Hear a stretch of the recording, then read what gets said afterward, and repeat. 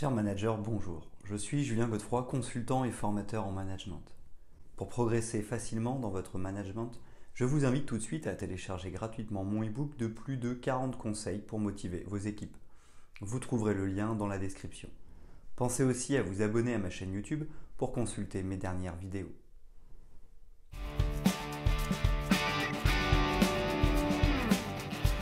La loi de Pareto est une méthode de gestion efficace qui permet de déterminer les priorités dans une entreprise.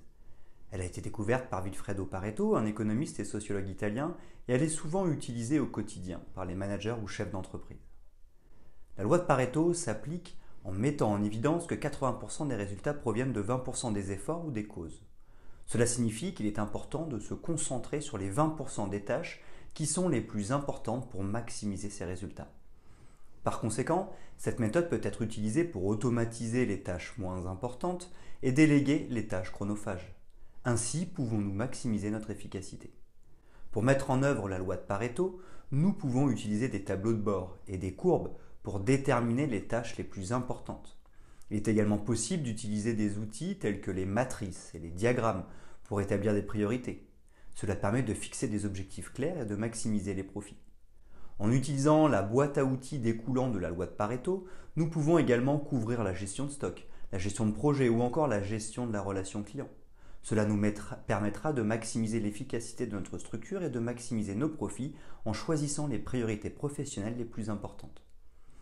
Tout comme la matrice d'Eisenhower, la loi de Pareto va également nous aider à gérer efficacement notre journée de travail.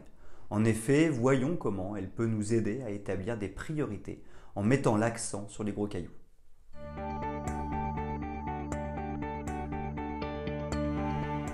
Comment utiliser la loi de Pareto pour maximiser son organisation? La loi de Pareto peut être utilisée pour maximiser l'efficacité de notre entreprise ou de notre équipe en ciblant les priorités de travail qui ont le plus grand impact sur notre chiffre d'affaires. La méthodologie ABC ou analyse des activités de base est un outil efficace pour identifier les tâches qui ont le plus grand impact sur notre chiffre d'affaires. En utilisant cette méthode, nous pouvons cibler les tâches qui ont la plus grande valeur pour notre structure et optimiser notre temps de travail en conséquence. Autre exemple, pour augmenter notre productivité personnelle, nous pouvons utiliser une matrice pour identifier les interruptions courantes et les occurrences dans notre workflow. En utilisant cette méthode, nous pouvons créer une stratégie pour minimiser les interruptions et maximiser notre temps de travail. En effet, il nous suffit d'identifier les interruptions les plus fréquentes et les plus longues et d'agir dessus. Nous n'avons pas besoin de toutes les supprimer, seulement celles avec le plus fort impact. De manière générale, il s'agit d'identifier les 20% de causes qui provoquent 80% des résultats.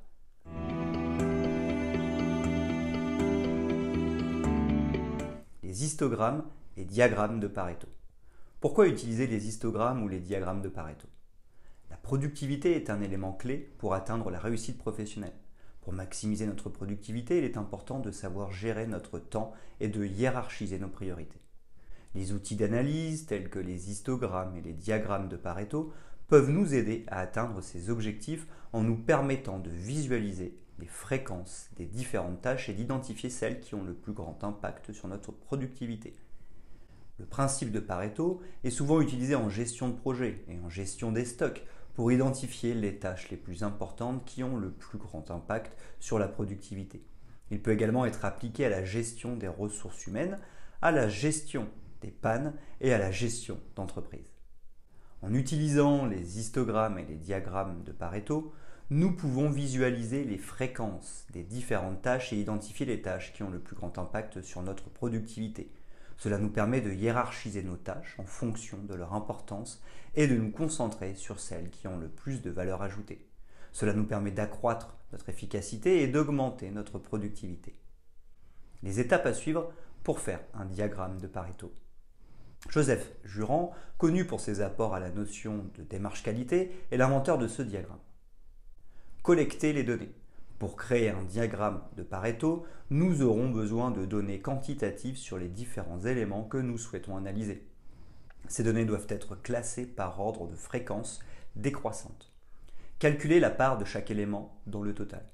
Pour chaque élément de nos données, il nous faut calculer le pourcentage qu'il représente par rapport au total. Tracer un histogramme.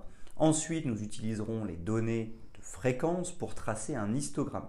Le long de l'axe des ordonnées, nous représenterons la fréquence de chaque élément, et le long de l'axe des abscisses, nous représenterons les différents éléments. Tracer la courbe de Pareto, nous poursuivrons en traçant une courbe en cumulant les pourcentages calculés à l'étape 2. Cette courbe représente les pourcentages cumulés de chaque élément. Ainsi pourrons-nous visualiser les 20% des causes provoquant 80% des résultats. Utiliser des techniques de coaching pour améliorer la gestion de l'emploi du temps.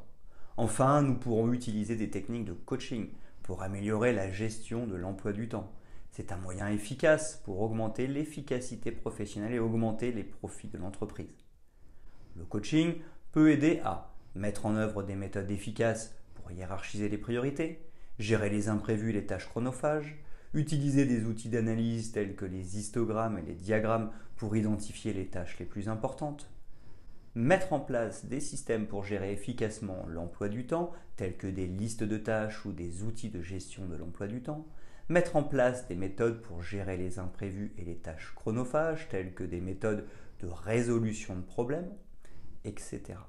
En utilisant ces techniques, nous pouvons maximiser notre temps productif et accroître notre efficacité professionnelle. Enfin, une bonne gestion du planning est importante pour gérer les tâches urgentes et importantes pour les priorités de l'organisation.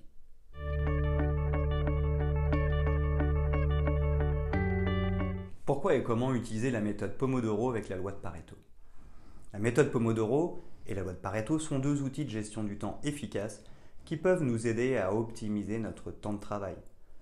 En combinant ces deux méthodes, nous pouvons cibler les tâches les plus importantes et les réaliser le plus efficacement possible. Nous maximiserons donc notre temps de travail. La méthode Pomodoro consiste à diviser notre temps de travail en périodes de 25 minutes. C'est ce que nous appelons les Pomodori. Il y aura des pauses courtes entre chacun. Cette méthode a été créée dans les années 80 par Francisco Cirillo. Elle est devenue populaire pour sa capacité à améliorer la concentration et la productivité. En utilisant cette méthode, nous pouvons nous concentrer sur une tâche pendant 25 minutes. Ensuite, nous pourrons prendre une courte pause avant de passer à la tâche suivante. En combinant ces deux méthodes, nous pouvons cibler les tâches les plus importantes. Ensuite, nous les réaliserons de la manière la plus productive possible. Il est important de bien hiérarchiser ces priorités en utilisant le principe ABC, haute, moyenne, basse valeur. Ainsi pourrons-nous classer les tâches et savoir dire non aux tâches de moins haute valeur tout en étant le plus productif possible sur celles qui provoquent le plus de résultats.